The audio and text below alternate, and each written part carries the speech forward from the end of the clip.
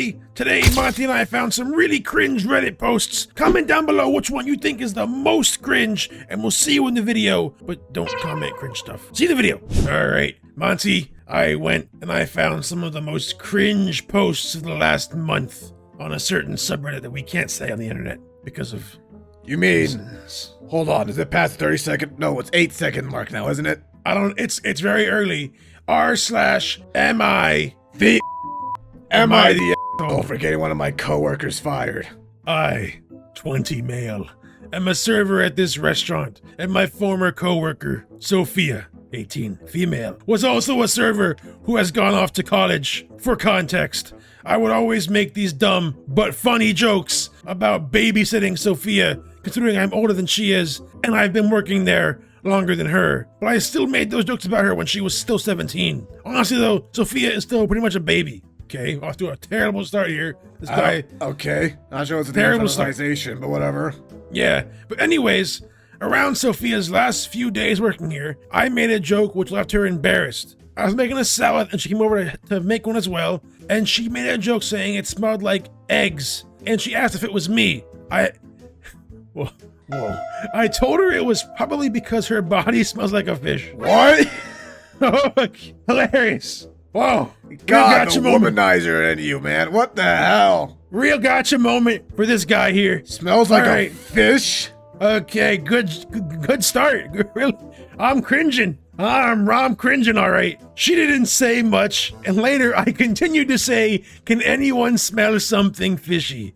in front of the other coworkers, and everyone laughed, but Sophia moved her hair in my face, and I said that she had lice, and everyone once again laughed. What the hell, This dude? is just straight bullying. What is the matter with these people? I have no idea. Sophia was very upset and didn't speak to me for the rest of the shift, and I tried talking to her, but she wouldn't even look at me. At one point, one of the prep cooks asked me why I treated her like that, and even said that I traumatized her. The problem is that Sophia got bullied when she was in high school for these exact reasons, and I only brought back all her trauma by what I said. I didn't know though. That doesn't make it any better, what? Towards the end of our shifts, I was closing and I thought it'd be funny to mess with Sophia by asking her if I had to babysit her again.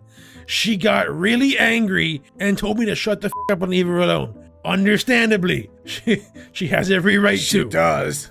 I went and told the shift lead, and she went and had a word with Sophia about how she needs to keep things professional, and our manager also had a word with her, and she got written up for talking like this. She got written up? She got in trouble because of him telling her to bullying her. Wow, okay. That's how bullies work anyways. Once we were let out, she ran to her car in tears and drove home. The next day, she filed a complaint to HR and even told another manager, and I got talked to. Throughout the shift, she wouldn't speak to me. I asked if she can hand something to me, and she wouldn't do it. Towards the end of the shift, I was one of the closers and I was in charge of checking tables. She asked other server that was closing with me to check them, and she told her to get over herself and to ask help? me. I'm sure it's the screen share, okay? You're screen sharing, it's very low quality. I'm trying here, okay? She asked the other server that was closing with me to check them, and she told her to get over herself already and to ask me. In the end, she went and got the manager because she wasn't going to speak to me. Wow. Okay, I was only trying to make a joke. Recently, Sophia got fired, and I haven't heard anything since. So I want to know, am I the asshole? Yes. Yeah. Yes. Yeah, you are. 100%. Yeah. You're cringe. I was physically cringing during half of that. Wow, I made fun of a girl and she got upset that I made fun of her. How dare she? I'm assuming even the Redditors got this one right because, yep, there it is. You're the asshole, you're the asshole, you're the asshole, yep. you're the asshole. Yep. Am I the asshole for begging my sister to let us adopt my nephew? So far, I don't think so, but...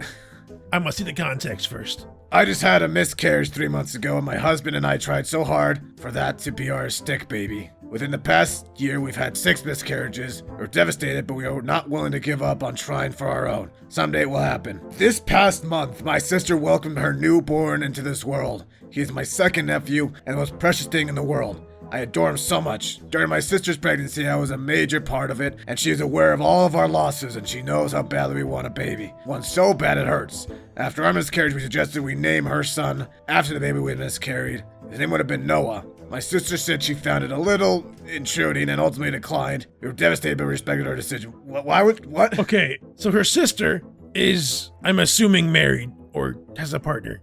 Yeah? And this is her second child, her own child. She has all intentions of just keeping that child for herself. Yes. So far. Yes. Okay, and you want to name the kid for her own kid. Yeah. Getting creepy, and we're getting into the creepy territory here. Yeah, it's getting kind of creepy now. I'm starting to cringe a little bit. Once it got closer to her induction date, we suggested giving her a ride there, and I offered to be in the room with her. I begged her to let me cut his umbilical cord, and for him to be placed on my chest immediately after birth. But she wouldn't let me in. I felt such a connection with him since the moment I heard his heartbeat, and I felt like he is the piece of us that is missing, and the child we lost. Do you know about skin-to-skin contact? It's very important for mothers. Very important. That's how babies connect to their mothers almost instantly. That's why you separate them at birth, right? What? You pregnant single mothers and you take their kids at birth and then give them depression. Anyway, back to the thing. This week. God. No.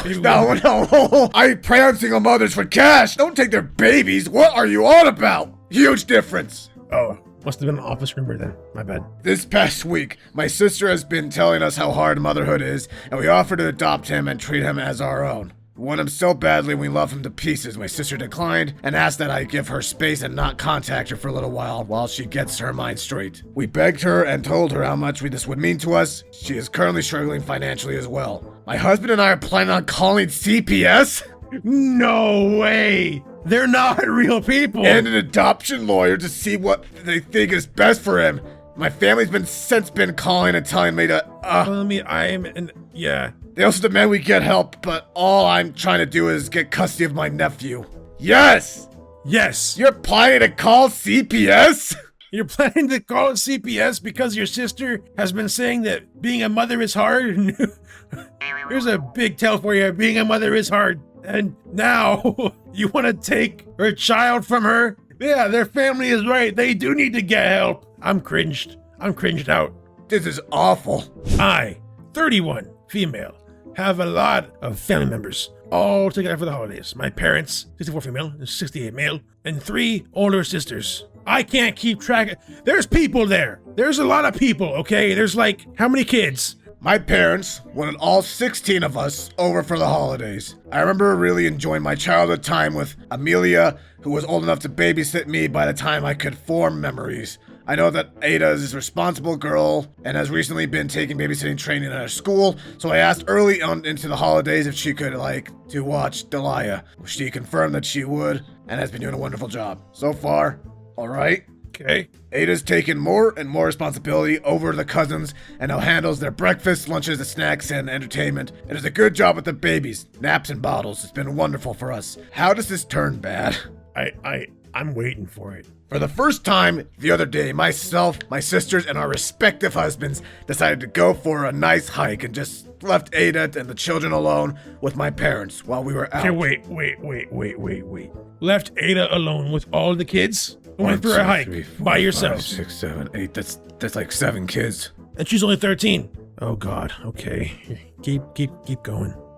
While we were out, Caleb and Benjamin had gotten into the pantry, eaten a ton of candy, got really hyper, and were annoying Bella, Brooke, and Alice. Ada responded by locking Caleb and Benjamin in the bathroom. Her and Alice are staying in as a timeout. Ada was then distracted with the babies. In the meantime, Caleb had started crying because his stomach hurt and then he ended up vomiting because of all the candy all over his blanket. Ada's had since she was little and is very attached to. So the kid, Caleb, 5, threw up on her blanket after eating a bunch of candy. I've seen it. And Ada was upset because that's her blankie. She takes good care of it and was distressed to see how messy it got. Yeah, of course she'd be distressed. Yeah, she would be. My parents were shouting at the kids to calm down. You want to read the rest of this? Which was also not helping the situation. Cynthia and Beth were upset with Ada leaving Caleb and Benjamin alone for some amount of time in the locker room to vomit. Okay, yeah. I was annoyed at Ada for messing up the childcare on the one day none of the parents were there. That's not...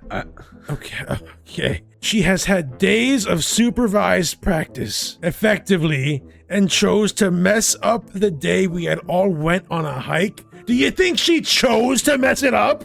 No way. Ada was crying because she was really upset over her blanket, but also embarrassed to be so attached to a blanket.